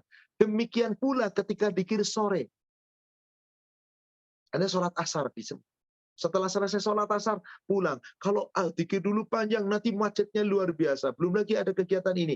Bismillah. Anda sambil nyetir, Anda zikir petang. Bismillah. Semoga dimaafkan. Karena apa? Ini darurat. Dan tentu tidak setiap saat. Kecuali pekerja. Ya sudah, Senin sampai Jumat begitu. Mau bagaimana lagi? Atau zikir petangnya nanti ditunda setelah sampai rumah. Ustadz, sampai rumah kadang-kadang saya begitu buru-buru habis sholat maghrib, makan malam, nanti ada ini. Ya sudah, Anda sepanjang perjalanan nyetir, zikir petangnya diteruskan. Makanya hafalkan zikir petang. Insya Allah nanti kita pelajari setelah ini. Punyalah buku saku kecil, zikir pagi petang. Teruskan. Atau Anda setel radio, sunnah, yang biasa mengatakan, nggak ada Ustadz, ya sudah, Anda rekam, itu kemudian Anda kan taruh di flash disk, masukkan, saya yakin mobil-mobil Anda sudah punya fasilitas itu. Ikuti zikir mereka, kita membaca, yang zikirnya tartil loh. Biasanya diawali dari apa? Ayat kursi dibaca tartil, setelah itu nanti ada terjemahan, ada simak. Al-Ikhlas dibaca 3 kali tartil, ada terjemahan, ada baca dengan simak, dan seterusnya. Subhanallah. Ikuti itu selama 1 bulan, saya yakin Anda hafal. Karena sudah biasa mengikuti rutin. Wallahualam. Demikian. Afwan Ustaz, kemudian menyambung sedikit, ini masih berkaitan dengan yang sama. Kalau saya biasa zikir pagi sambil menyambi dengan mendengarkan kajian subuh, atau sambil menyiapkan sarapan untuk anak berangkat sekolah, apakah boleh Ustaz? Anda hari Sabtu, hari Ahad ikut kajian subuh. Misal. Atau Anda ketika hari tertentu memang tidak terbiasa, sudah pensiun atau sedang WFH. Sambil kajian, lalu zikir. Mendengar kajian hukumnya wajib. Zikir pagi tidak dibatasi waktu.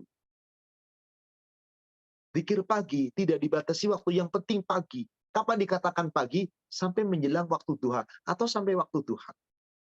Ikuti kajian. Bagaimana mungkin Anda akan khusyuk dengerin kajian sambil zikir?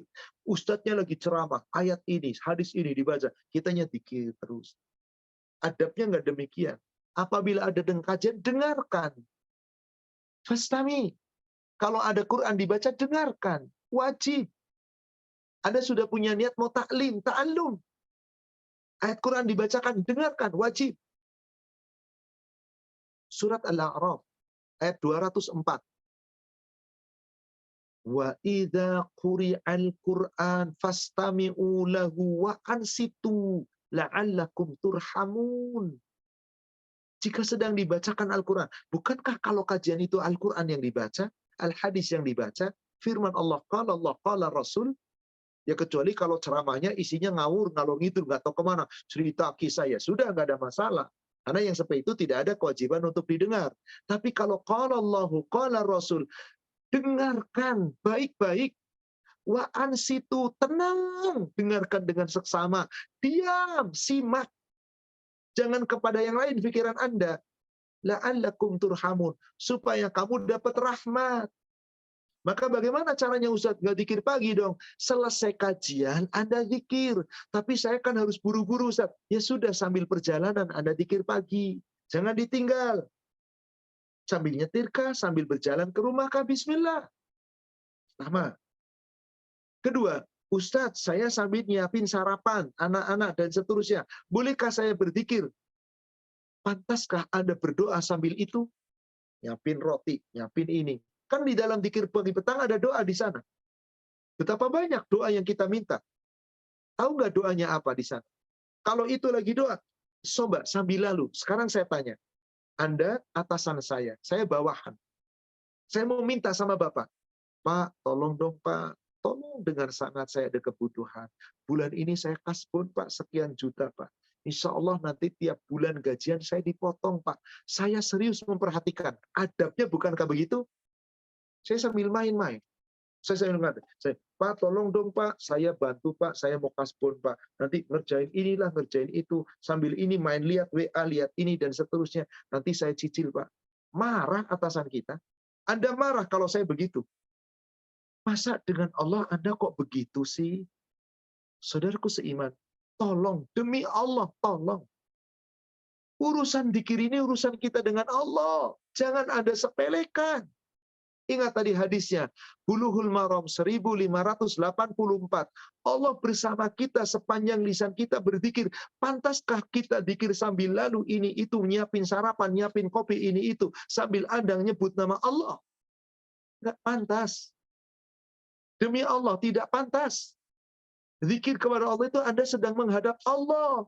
Masa ngadap Allah sambil lalu? Anda ngadap atasan aja nggak mungkin sambil lalu. Tolong ini perhatikan. Kecuali zikir mutlak. Nyiapin sarapan, bikin kopi, sambil masak. Silakan zikir mutlak itu.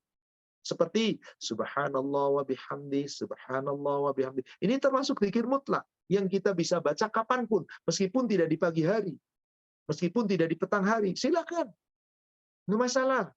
Tapi kalau zikir pagi petang, zikir sesudah sholat, janganlah. Ya Allah, saudara sekalian, kenapa sih begitu bakhilnya Anda meluangkan waktu untuk Allah, padahal hasilnya untuk kita? Tolong resapi itu. Jadikan ibadah itu kebutuhan, jangan kewajiban. Betul itu wajib, tapi jadikan kebutuhan. Kita tergantung dengan itu. Kalau Anda sekedar kewajiban, yang penting gugur kewajiban. Sambil asal-asalan. Nggak pantas, saudaraku sekalian. Tolong sekali lagi, nggak pantas. Gimana dong Ustadz? Saya habis sholat subuh harus segera menyiapkan. Suami saya mau kerja, anak-anak mau sekolah. Bismillah, setelah selesai sholat, zikir pagi. Setelah selesai zikir sholat, stop Anda. Masak, seluskan, sediakan, selesaikan semuanya. Suami berangkat sekolah, suami berangkat kerja. Anak-anak sudah beres semua. Anda duduk dengan tartil. Zikir. Meskipun sudah habis matahari sudah terbit, nggak apa-apa. Karena zikir pagi itu tidak ditentukan mutlak waktunya. Memang yang terbaik ba'da subuh sampai sebelum waktu duha.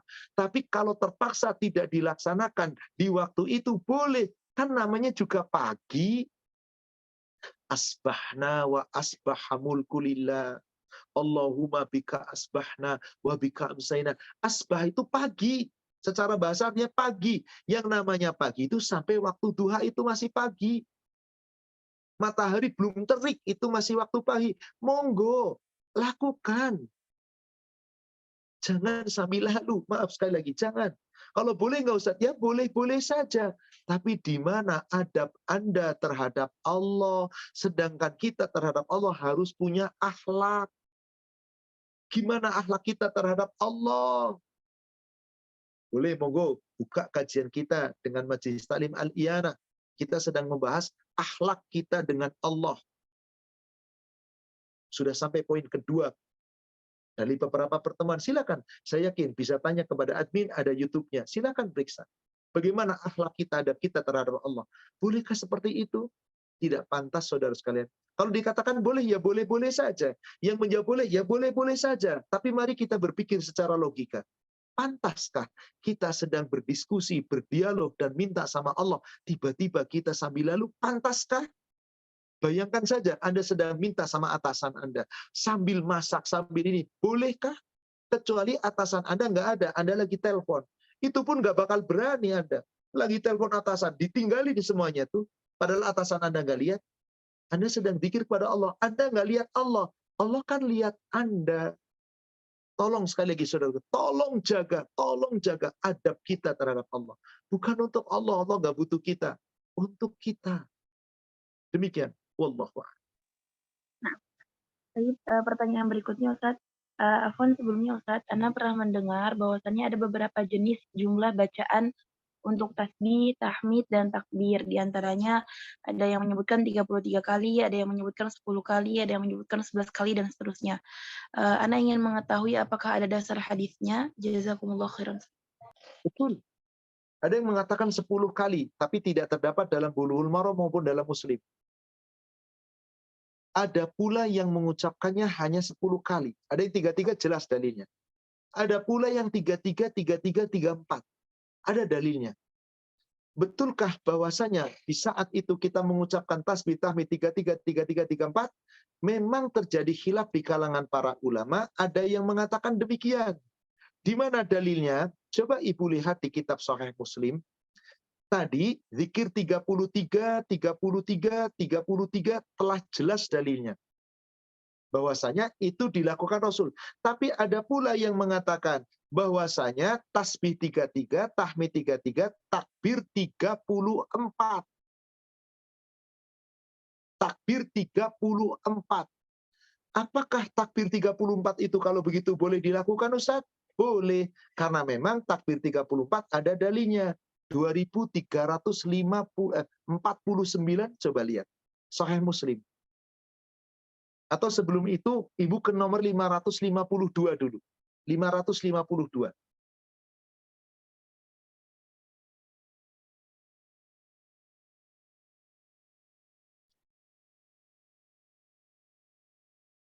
Bismillah.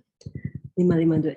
Dari Ka'ab bin Ujrah, dari Rasulullah Shallallahu Alaihi Wasallam, sabdanya, ada suatu amal tiap-tiap sesudah sholat wajib yang tidak akan merugikan orang-orang yang mengamalkannya, ialah tasbih 33, tahmid 33, dan takbir 34. Baik. Tadi yang Rasul sebutkan berapa? 33, 33, 33. Sekarang 33, 33, 34. Mana yang benar? Oke. Siapa yang menyampaikan? Ka'ab bin Ujrah. Mendengar Rasul bersabda. Perhatikan dengan kalimatnya Abu Hurairah. Hadis berikutnya, 553. Dari Abu Hurairah. Perhatikan baik-baik. Dari Abu Hurairah radhiyallahu an, dari Rasulullah Shallallahu Alaihi Wasallam, sabdanya, siapa yang tasbih 33 kali, tahmid 33 kali, takbir 33 kali, jadi jumlahnya 99 kali. Kemudian dicukupkan 100 dengan membaca la ilaha illallah wahdahu la syarikalah, lahul mulku wa lahul hamdu wa huwa ala kulli syai'in qadir. maka diampuni Allah segala kesalahannya, walaupun sebanyak buih di lautan. Mana yang lebih tepat? 33, 33, 33 atau 33, 33, 34? Lihat dalil yang lebih kuat. Boleh jadi Rasul pernah menyampaikan itu tanpa tambahan tahlil. Sekarang kan tahlil penyempurna 100-nya bukan takbir 34, tapi tahlil. Ambil yang lebih kuat, saudaraku sekalian. Lalu, kapan kita boleh zikir 33, 33, 34? Yaitu di saat Anda hendak tidur. 2349. Dari Abu Hurairah radhiyallahu an, katanya Fatimah datang kepada Nabi SAW meminta seorang khodam atau pelayan pembantu dan mengadukan bahwa dia terlalu payah bekerja. Jawab Nabi SAW, engkau tidak akan mendapatkannya dari kami. Maukah engkau kutunjukkan sesuatu yang lebih baik daripada seorang khodam, yaitu tasbih 33 kali, tahmid 33 kali, dan takbir 34 kali ketika engkau hendak tidur. Baik. Inilah yang Rasul ajarkan kepada Fatimah agar Anda kuat menghadapi apapun. Lebih baik daripada pelayan yang kita miliki, khodam. Fatimah minta khodam sama Rasul. Ya Rasulullah, aku payah bekerja ya Rasulullah, anakku 2. Lalu banyak pekerjaan yang Ali sering dakwah keluar. Semua aku tangani sendiri. Tolong berikan aku budak. Pelayan maksudnya budak. Engkau nggak bakal dapat dariku. Mau nggak aku tunjukkan kepadamu yang lebih baik dari itu? Engkau kuat, lebih baik daripada budak yang kamu minta. Apa kata Rasul? Sebelum kamu tidur, baca ini. Baca ini. Yaitu tasbih 33, tahmid 33, takbir 34. 100 jumlahnya. Dalilnya sahih. Lalu Ustadz, yang benar yang mana sih Ustadz setelah sholat fardu itu? Kan tadi mengatakan Ka'ab bin Ujrah mengatakan 33, 33, 34. Abu Hurairah mengatakan 33, 33, 33. Maka para sahabat pun berselisih. Coba, Ibu menuju ke hadis 551 Sahih Muslim. Agak panjang hadis itu. Saya akan sampaikan kepada kita. Coba lihat. Ibu lihat sudah ketemu hadis nomor 551, Ibu ke arah ke kanan, ke sebelah kanan. Coba. Mulai dari tengah-tengah hadis, kira-kira sepertiga dari atas ada kalimat begini. Sukakah kamu kuajarkan kepadamu suatu amal? Coba dari situ Ibu baca. Sukakah kamu kuajarkan kepadamu suatu amal yang dapat memperoleh pahala orang-orang dahulu serta mendahului pahala orang yang sesudah kamu? Dan tidak akan ada orang yang lebih mulia darimu, melainkan orang yang mengamalkan seperti amalanmu. Jawab mereka, tentu ya Rasulullah, sudah tentu kami suka. Sabda Rasulullah SAW, hendaknya kamu tasbih, takbir, dan tahmid, masing-masing 33 kali setiap selesai sholat. Kata Abu Sahih, kemudian orang-orang itu datang pula kembali kepada Rasulullah SAW, lalu kata mereka, kami dengar orang-orang kaya akan mengamalkan pula seperti amalan kami. Jawab Rasulullah SAW, itu adalah kurnia Allah yang dikaruniakannya kepada siapa yang dia kehendakinya. Ini jelas sekali Ibu. Berapa kali masing-masing? 33. 33, 33, 33. Sudah, ini yang lebih sahih. Yang mengatakan 33, 33, 34, ya silahkan. Wallahu a'lam. Demikian. Baik, barakallahu fikum Ustaz. Pertanyaan berikutnya, mungkin ini di luar materi sedikit Ustaz. Nah, Afwan Ustaz, kalau sedang saum sunnah bersamaan dengan acara silaturahmi yang wajib hadir, apakah puasanya boleh lanjut atau dibatalkan Ustaz? Baik. Mohon pencerahan. Silaturahim wajib hadir. Hadirlah. Hadirlah. Apakah saya batalkan saum saya ketika Ayyamul Bid di hari Ahad? Saat ada silaturahim, lihat keadaan. Kalau memang di saat itu Anda betul-betul dijamu, apabila Anda lanjutkan saum Anda akan menyakitkan tuan rumah, berbukalah. Berbukalah. Tapi andai kata Anda dijamu dan tuan rumah bergabung dengan orang banyak, Anda makan pun nggak bakal diperdulikan. Nggak makan juga nggak bakal kelihatan. Ya sudah, datangi silaturahim. Teruskan saum kita.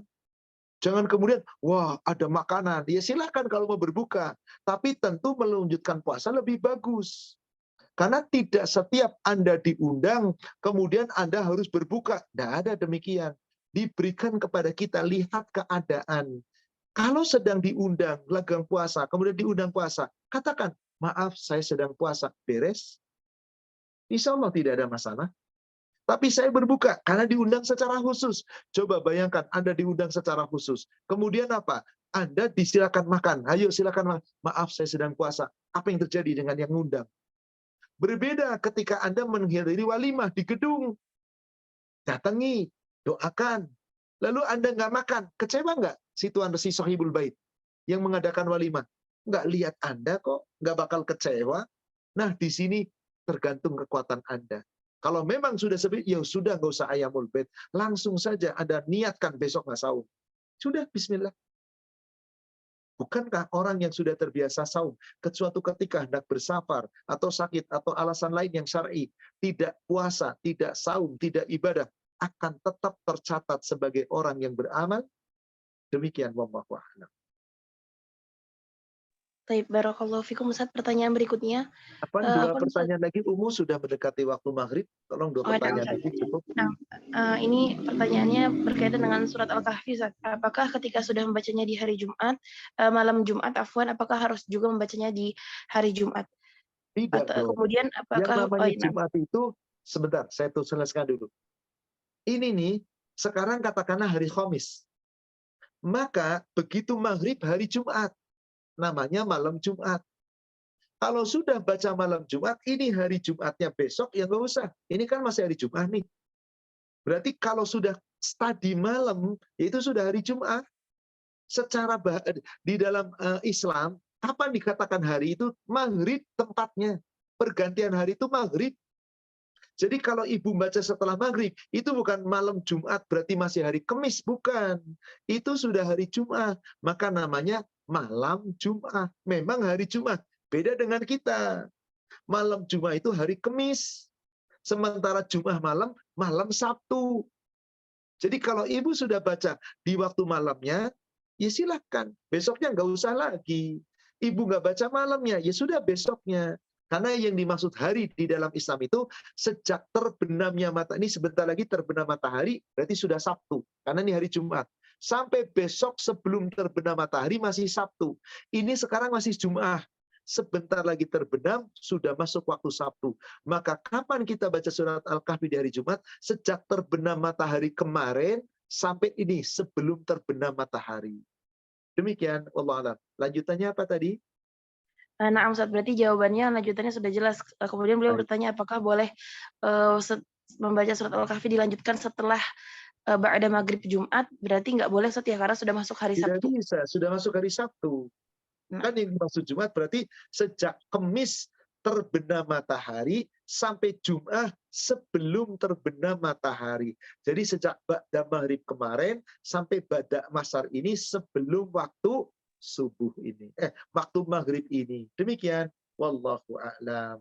Artinya nah, apa? Baca surat kahfinya boleh dibaca seluruhnya, boleh dibaca 10 ayat pertama, boleh 10 ayat kedua, boleh. Insya Allah nggak ada masalah. Tapi 110 ayat tentu lebih bagus. Wallahu a'lam.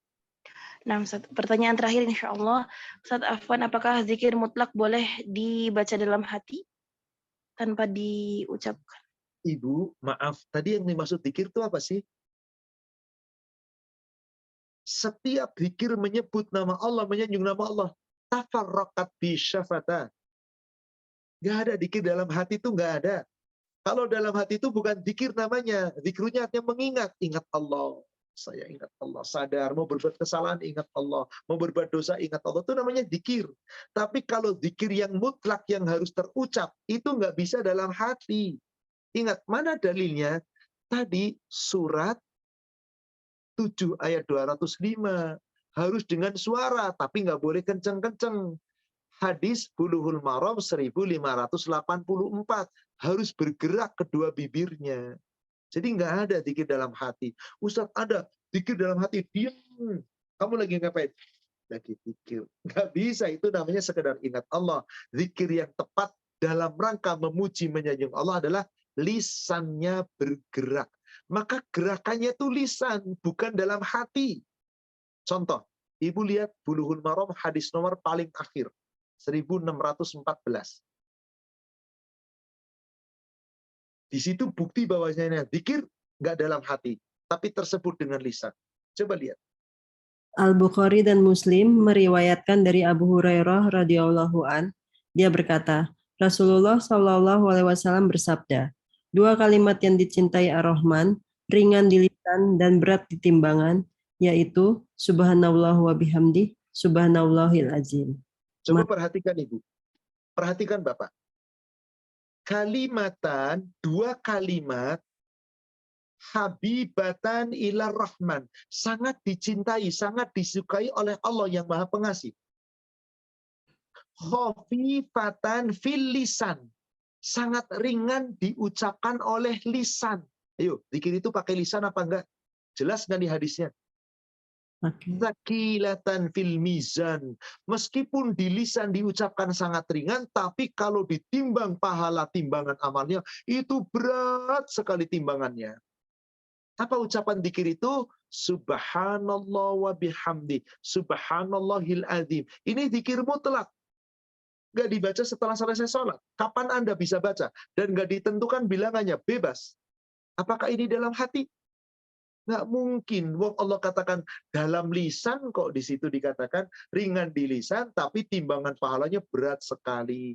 Wallahu a'lam. Demikian saudaraku seiman, sudah waktu menunjukkan jam 6, sebagian wilayah sudah maghrib, dan sudah cukup panjang kajian kita hari ini. Pagi sore ini hampir 2 jam kita kajian. Semoga membawa manfaat dan hikmah. Dan saya berdoa, semoga para jamaah sekalian setelah tahu ilmunya, mari kita amalkan dengan ikhlas. Sekali lagi, jadikan ini kebutuhan kita, jangan hanya gugur kewajiban. Kalau gugur kewajiban, Anda akan berbuat sesuka Anda, terserah Anda. Tapi kalau kebutuhan, Anda harus mengikuti aturan Allah. Dan kita yang butuh, bukan Allah yang butuh. Wallahu a'lam. Mari sama-sama kita akhiri dengan doa kafaratul majlis. Subhanaka Allahumma wa bihamdika, asyhadu an la ilaha illa anta, astaghfiruka wa atubu ilaik. Alhamdulillah. Billahi taufik. Assalamualaikum warahmatullahi wabarakatuh. Waalaikumsalam. Jazakumullah khairan Ustaz. Barakallahu fikuna untuk para pengurus dari Hasanah Nurul Iman. Barakallahu fikum. Jazakumullahu khairan untuk semua jamaah. Saya mohon pamit Ibu. Saya live. Tafadhol, Ustaz. Jazakumullah khairan Ustaz Ahmad dan seluruh umahat. Mohon maaf atas pertanyaan yang belum terjawab. Semoga Allah tetap mencatat sebagai amalan. Semoga ilmu yang kita dapatkan hari ini dapat kita amalkan dengan baik. Dan kita selalu istiqomah berjalan di jalan Allah dan sunnahnya. Amin Allahumma amin. Demikianlah maka kini kita akhiri kajian hari ini. Insya Allah pembahasan lanjutan ini di bulan depan hari Jumat minggu pertama. Semoga dimudahkan. Silakan dibuka YouTube MT Hasanah NI untuk menonton ulang kajian bersama Ustadz Ahmad Silo hari ini. Yang linknya sudah dikirimkan via chat. Mohon maaf apabila ada kekurangan dari penyelenggaraan kajian hari ini. Robbana taqabbal minna innaka antas samiul alim wa tub alaina innaka antas tawwabur rahim. Barakallahu fikum. Wassalamualaikum warahmatullahi wabarakatuh.